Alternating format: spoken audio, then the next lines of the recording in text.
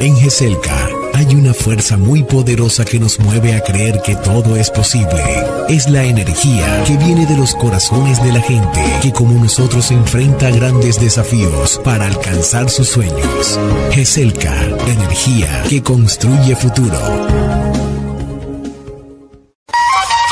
Cerro Matoso lidera el fortalecimiento cultural de los habitantes vecinos a la operación minera. El proyecto involucra a niños y jóvenes en actividades artísticas y artesanales propias de los orígenes indígenas o afrodescendientes. Luis Joaquín Rojas, gobernador indígena Cabildo Centroamérica. Esto es muy importante porque nuestras tradiciones, nuestras costumbres siguen fortaleciéndose. Han venido nuestros hermanos indígenas alrededor, están muy motivados. Pienso que con Cerro Matoso, hemos tenido un buen diálogo últimamente. Él siempre muestra como que fortalezcamos nuestra cultura. La estrategia está diseñada para rescatar los valores culturales ancestrales de estas comunidades. Cerro Matoso, aliado en el Alto San Jorge. La Cámara de Comercio de Montería lo invita a conquistar nuevos mercados y a hallar clientes potenciales. Renueve su registro mercantil, turístico, entidades sin ánimo de lucro y proponentes. Evite sanciones. Ser legal paga. Mayores informes, calle 28, número 461, PBX 781-9292, www.ccmontería.org.co. Cámara de Comercio de Montería para Córdoba. Apoyamos la cultura empresarial de la región. Central Hidroeléctrica Urrá 1, 340 megavatios de potencia instalada al sur del departamento de Córdoba, al servicio del Sistema Eléctrico Nacional. Comercializamos energía con respaldo, confiabilidad y calidad. Vigilada Superservicios. ¿Qué tal, respetadas y respetados televidentes de www.monteriaradio38grados.com? X, antes Twitter, Facebook, Instagram. Soy Toño Sánchez Jr. Aquí se inicia Periodismo Actual, programa de análisis, de opinión y de interpretación. A todas las personas que nos regalan estos minutos, mire, absolutamente toda nuestra gratitud para con ustedes. Que ese Dios que usted conoce, como lo quiera llamar, que la vida, que el universo, que la divina providencia le retribuya esa generosidad de su tiempo para con nosotros, con todo tipo de regalos, de bendiciones y de milagros. Y quiero recordarle que los milagros sí existen. A esta hora de la mañana, a las 6:32, tienen que estar aconteciendo muchos de esos milagros. Y que esos milagros, que esas bendiciones, mire, sean para usted en gozo, en alegría, en esperanza, en sueños, en grandeza, en sabiduría, en talento, en belleza, en armonía, en salud. Mire, en prosperidad de todo tipo para su vida, en abundancia de todo tipo para su vida, en riqueza de todo tipo para su vida, fluyendo armoniosamente hacia usted y de usted hacia los demás. Y sueños en grande. Usted jamás le va a complicar la vida ni a ese Dios, ni a la misma vida, ni a nada ni a nadie, cuando sueña en grande. Somos nosotros quienes nos enredamos con que dejamos que nos controle acá.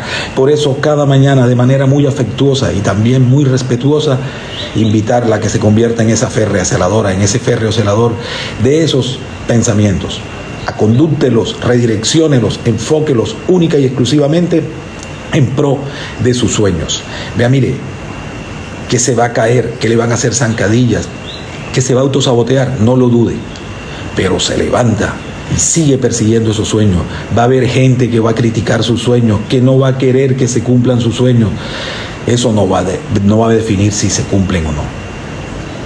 Lo que digan de usted tampoco va a definir quién es usted. Eso lo definen otro tipo de regalos maravillosos que están dentro de usted y que con mucho afecto les recuerdo algunos. Su coraje, su valentía, su disciplina, su perseverancia, su constancia, su entrega, su fuerza de voluntad, su inteligencia, su talento, su grandeza. Esa fuerza que está en su corazón que lo hace levantarse cuando usted cree que ya no puede levantarse más. Que lo hace dar ese paso cuando usted cree que no puede dar un paso más y termina dando esa milla extra. Eso es lo que lo va a definir, no lo que los demás digan. Por eso, mire, siga persiguiendo sus sueños, siga trabajando por sus sueños. Vea, no descanse en pro de perseguir y de lograr sus sueños. No abandone bajo ninguna circunstancia. ¿Ah? Y mire, disfrute a donde ha llegado, disfrute lo que ha logrado, Deje de lamentarse y también a veces de incomodarse por lo que los demás han logrado, los demás tienen. No. Llénese de alegría por lo que tienen los demás. Bendiga también todos esos logros de los demás. Y nada de estar entonando esa melodía de autocompasión, de pobrecito, de pobrecita, de víctima. No. Te vino a ser una grandiosa persona. Grábeselo en su corazón que así es. Y olvídese del pasado. Ya lo que pasó. Suéltelo, déjelo y olvídelo. Más bien, no permita que su corazón lo ronde el odio, el rencor, el resentimiento, la envidia, la avaricia, el miedo. El antídoto del miedo es el creer, es la fe, es el amor. Entonces, más bien, llénese de excesivo amor propio, de excesiva gratitud y de excesiva autoestima y verá a ver todo lo que va a pasar. Bueno, aunque usted no lo crea, ya hoy es 15 de enero del año 2024. El IDEAM pronostica para hoy en Montería cielo parcialmente nublado, temperatura máxima de 35 grados centígrados y temperatura mínima de 24. Ese es el informe del IDEAM del día de hoy. Quiero iniciar los comentarios con un artículo, con una entrevista, pero le voy a leer solo 2 preguntas y las 2 respuestas. Es una entrevista que le hacen a Giovanni Rubiano, el director general del Instituto Nacional de Salud, INS, en Colombia. Y tiene que ver con todo lo que está pasando con esta variante del COVID-19. Y porque me parece de vital importancia estar atentos a esto. Entonces, la pregunta que le hacen es, todo tiene que ver con respecto a que si la pandemia se ha reactivado, pero dicen que no se ha reactivado, pero que se deben reforzar el autocuidado. Entonces ya le doy la fuente y todo. ¿Qué es lo que está pasando con el COVID-19? Le preguntan al doctor Rubiano. El virus del SARS-CoV-2 está en constante evolución, genera nuevas mutaciones y su variante Omicron, que sigue siendo la dominante en el mundo, como sus sublinajes siguen siendo los más notificados por los sistemas de vigilancia genómica en el mundo. Estos son más infectantes, pero afortunadamente no se ha comprobado que ninguno de ellos cause más enfermedad severa, hospitalización y muerte. Y aquí viene la cuestión de la variante más importante que está ahora mismo, y es la variante JN.1. Está en el país, ¿eso es grave? Y él responde, JN.1 es una variante descendiente del sublinaje de Omicron BA.2.86 y fue declarada variante de interés por la Organización Mundial de la Salud el pasado 18 de diciembre. De acuerdo con el reporte de la OMS, esta nueva variante tiene algunas ventajas para evadir inmunidad previa, pero la evidencia disponible permite confirmar que no hay riesgos adicionales distintos a los de los otros sublinajes de Omicron que circulan en Colombia. Sin embargo, JN.1 ha sido objeto de interés global porque es la variante dominante en Estados Unidos y es responsable del pico de contagios en el hemisferio norte, que incluye Europa, que se encuentra en la estación más fría del año. ¿Qué recomiendan? Recomiendan el uso del tapaboca en hospitales, el uso del tapaboca mientras la persona está pasando por la influenza. Siguen recomendando las vacunas y que los ciudadanos tengan nuevamente en cuenta el autocuidado. Y recuerden ustedes que el autocuidado es lavarse las manos, todo este tipo de cosas. Pero en especial las personas que están con gripa o la influenza, como lo quieran llamar, protegerse, no solo ellos, sino proteger a los demás, a las demás personas. Y el uso en los hospitales, clínicas, de tapabocas. Ese es un punto que quería ahí compartir con ustedes. Y ahora el otro tema que quiero tomar es la seguridad en el país. Sigue siendo un tema de mucho cuidado. Miren que se ha disparado la extorsión. Y quiero recordarle a todos los progresistas y a toda la gente izquierda que hace más de un año Duque se fue del gobierno. Y ustedes saben que, y las personas que han seguido este programa saben toda la crítica que nosotros tuvimos para con el presidente Iván Duque, ¿no?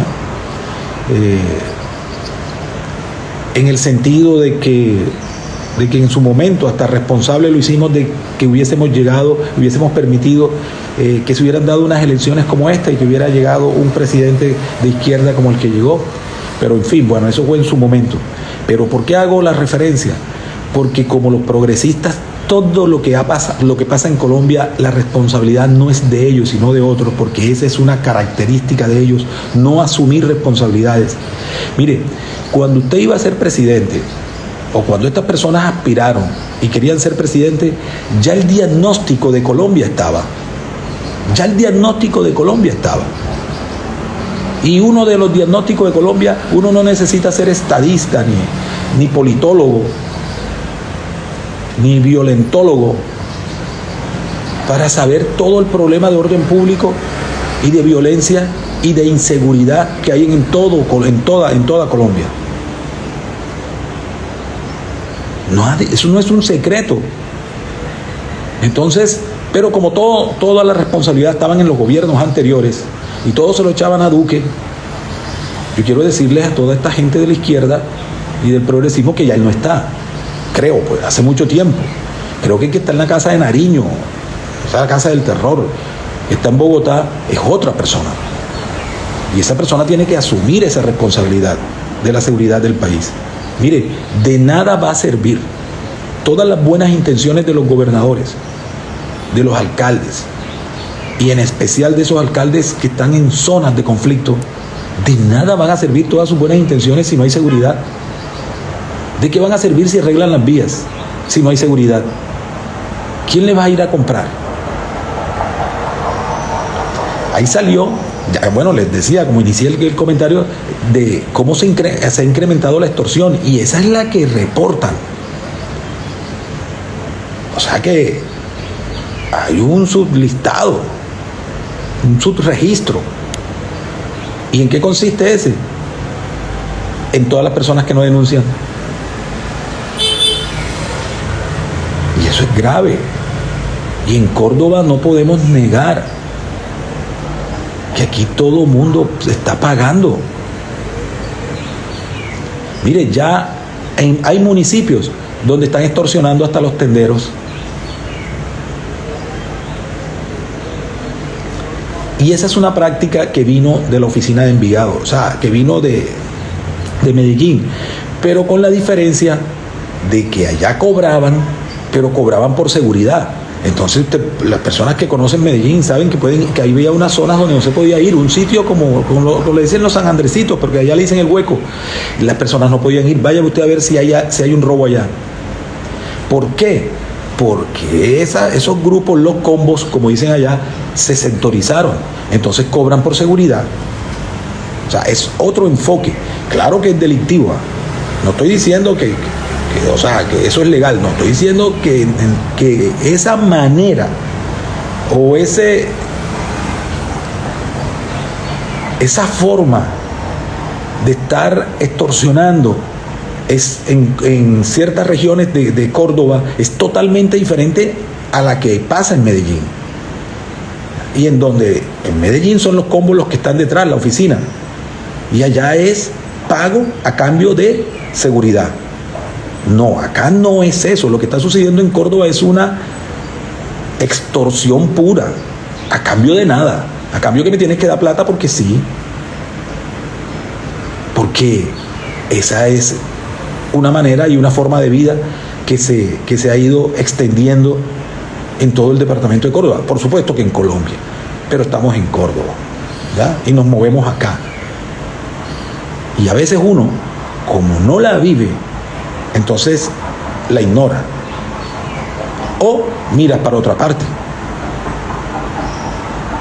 Pero hay regiones de Córdoba, en donde la extorsión es, no pagas, te matan. Y el problema es que en Córdoba y en Colombia las amenazas se cumplen. Sí, porque las amenazas tienden es como a intimidar a la persona. Pero no, aquí en Colombia no solo eso, sino que se cumplen. Mire, le estoy diciendo San Antero, Lorica, por mencionarles dos de del Bajo Sinú. Vayamos para el San Jorge, Montelíbano. Clínicas, consultorios, IPS, tiendas, graneros, ferretería, todo mundo tiene que pagar. Y es un problema bien grave. ¿Quién invierte así? Entonces este problema de la seguridad, y con un gobierno de izquierda que a todas luces, y no se sabe con qué perversa intención, está entregando el país al crimen organizado, al narcotráfico, ¿qué futuro podemos tener? ¿O qué futuro va a haber para Colombia? ¿Qué futuro va a haber para los inversionistas? Siempre nos quejamos y vivimos diciendo, no, es que no hay vías, no hay vías, no hay vías. Bueno, construye vías. ¿Para que transite quién? Los delincuentes. Cuando un empresario va para una región, lo primero que pregunta ¿qué es? Después de hacer sus tablas de si va a ser productivo o no el negocio, lo primero que pregunta es seguridad. Y si no hay seguridad, ¿cuál es uno de los ítems más costosos de una inversión? Seguridad. Miren una cosa tan curiosa. En los países donde campea el crimen organizado, el narcotráfico, la delincuencia de todo tipo, de todo pelambre, por como lo quiera decir,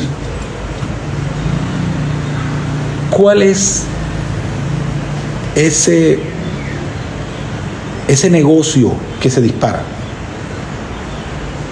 Las empresas de seguridad privada.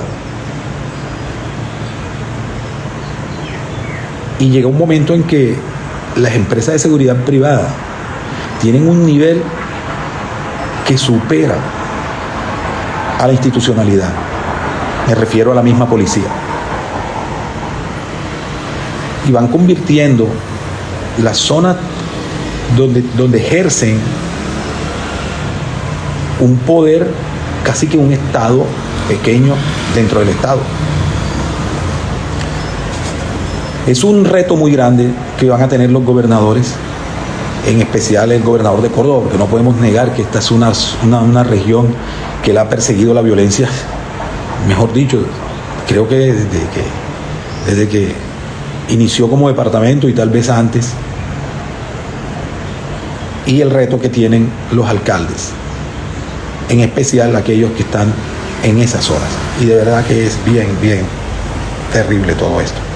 Y quiero unir este comentario a ese artículo de la revista Semana que está en la edición de esta semana y que tiene que ver con el libro que sacó el narcotraficante Carlos Leder, que pagó más de 33 años de cárcel en Estados Unidos, y en donde se refiere a algo que ya todos sabíamos y que siempre se dijo a sotovoce. Es más, en uno de mis libros yo lo llegué a mencionar, y es donde él reconoce que al gobierno, a la campaña de Alfonso López Michelsen y a la campaña de Belisario Betancur Cuartas, el narcotráfico las financió. O sea, el cartel de Medellín la financió. Y dirán ustedes, ¿por qué venirlo a decir ahora? Bueno, porque lo quiso decir ahora y lo puede decir ahora. Y tiene su asidero. ¿Con quién negociaba droga el cartel de Medellín? Con el único cartel que había en México para eso, para los años 80. Finales de los 70, mediados de los 70, empieza el cartel de Guadalajara. ¿Con quién negociaba el cartel de Medellín y el cartel de Cali? Con el cartel de Guadalajara. ¿Cuál era la particularidad del cartel de Guadalajara con respecto a la política y a la seguridad? Pagar. O sea, la gran diferencia entre los carteles, en especial, ahora en México hay todo lo que ustedes quieran, estamos hablando de esa época, mediados de los 70, 80, parte de los 90. Que los mexicanos le pagaban a los políticos, mas no se metían en política. En Colombia es todo lo contrario. Le pagaban a los políticos, pero se metían en política. ¿Quién le enseña eso? ¿Quién a quién? Es el cartel de Guadalajara que se lo enseña al cartel y es pagarle a los políticos, patrocinar presidencias. Y ya está documentado todos los presidentes que puso el narcotráfico, el cartel de Guadalajara, desde Miguel de la Madrid, desde antes de Miguel de la Madrid para acá. Bueno, ya después empiezan todos esos carteles y empieza toda esa guerra. Y miren ustedes todo el problema y toda la gente que han extraditado a Estados Unidos por defender ciertos carteles en México. Pero más no porque se hayan metido en política, sino por defenderlos, por recibir dinero para defenderlos. Entonces, esa lección aprendida por el cartel de Medellín y el cartel de Cali, lección bien aprendida, se vio reflejada acá en Colombia, simplemente que se hablaba siempre pasito de López Miquelsen y Belisario Betancur. Y se habló mucho más después, ya con el escándalo, pero ya sí, del cartel de Cali, porque ya habían acabado el cartel de Medellín, había el cartel de Cali con Ernesto Samper Pizano, que hoy en día es el monje y el hombre más impoluto y acrisolado de Colombia. Entonces, todo este tema y todo ese libro que hay que leerlo, no, pero que es un narcotraficante, no, tienen su verdad también. La FARC tienen su verdad. Que no la compartamos, eso es otra cosa. El EPL escribió sus libros, tiene su verdad, tiene su justificación. Por eso los historiadores y todos los que escriben, hay que leerlos. Y esa es nuestra historia y hay que leerla para ver y para poder entender por qué cuando decían que Colombia era una narcodemocracia, en Colombia todo el mundo, o en el interior del país, todo el mundo quería rasgarse la ropa, y mejor dicho. No, es cierto. Hay muchas pruebas, muchos indicios. Bueno, el proceso 8000, ahí lo tienen. La prueba reina, como por si lo quieren decir, de que sí, el narcotráfico ha financiado campañas presidenciales. Y si ha financiado campañas presidenciales, me van a decir que no financian campañas locales. Dejémoslo ahí como solo un interrogante. Bueno, hay un gran lío. Vea, mire, yo no he podido entender, ya para terminar, discúlpeme, 2 minutos creo. Yo nunca he podido entender, mañana podemos profundizar en eso más, cómo desde el gobierno de Marta Sáenz vienen unos líos con unos acueductos y que no se han podido solucionar, pero que se han convertido, miren, en un usillo, porque como que la moda es, no, fírmalo por eso no va a alcanzar, y después hacemos una adición, y después otra adición, y después fue que la tubería no sirvió, y no es que esa tubería, cuando se hicieron los estudios, esa era, pero entonces como pasó el tiempo, entonces ya ahora se necesita otra tubería, en fin, tantas cosas. No, que ahora se necesita una adición. Bueno, bien, digamos una cosa, bueno, ya llegaron las adiciones porque se necesitan, vamos a partir de la presunción de la buena fe, sí se necesitaba la adición, que por supuesto no se necesitaba, sino que es un juego para poder adjudicar así, a dedo. Bueno, entonces, ¿por qué no terminan la obra? ¿Cuántas adiciones más van a necesitar para terminar los acueductos? Ahora el gran problema del acueducto del Porvenir, de San Antero y el Porvenir, que viven taponando esa vía a Coveñas. ¿Por qué no decir la verdad sobre lo que pasa con ese acueducto? Es simplemente decir la verdad. Un contrato de 17 mil millones de pesos. Hablan que piden el 30. Bueno, los que saben de eso y que le dicen a uno, por supuesto, uno con la condición del anonimato. 30% de 17 mil millones de pesos. Porque Córdoba es así. En otras ciudades dicen que trabajan con el 8, con el 7%. No, en Córdoba es el 30%. Hubo bárbaros que pidieron el 50%. Un gobernador que democratizó el robo en Córdoba. Bueno, pero en fin, es una gran pregunta. ¿Qué pasa con el acueducto de San Antero, el Porvenir y esos 17 mil millones de pesos? ¿Qué pasa con los otros acueductos? Es un tema muy serio y es un tema en que siglo XXI, 2024 y un municipio en la orilla de una de las vías más importantes del país no tengan agua potable, no tengan acueducto. Eso es increíble y vergonzoso. Pero de todas maneras, un llamado al nuevo gobernador, que debe estar ya empapado de todo esto, a pronunciarse sobre qué pasa con ese acueducto, qué decirle a esa comunidad y cuál es la solución a todo eso.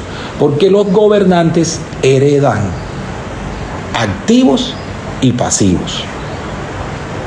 Y eso no lo podemos negar. Entonces, todo esto se sabía antes de aspirar. O sea que esto no tiene que tomar por sorpresa a nadie, a ningún gobernante ni a ningún alcalde. Bueno, hemos llegado al final del programa. Mil gracias por haber estado con nosotros. Todo está bien, mi alma está en paz. No te olvides de llenarte de excesiva gratitud. A esta hora de la mañana, a las 6:57, ya deben de haber muchos regalos para estar llenos de gratitud. Mil gracias por haber estado con nosotros y les deseo una maravillosa y grandiosa semana. En GESELCA hay una fuerza muy poderosa que nos mueve a creer que todo es posible. Es la energía que viene de los corazones de la gente que, como nosotros, enfrenta grandes desafíos para alcanzar sus sueños.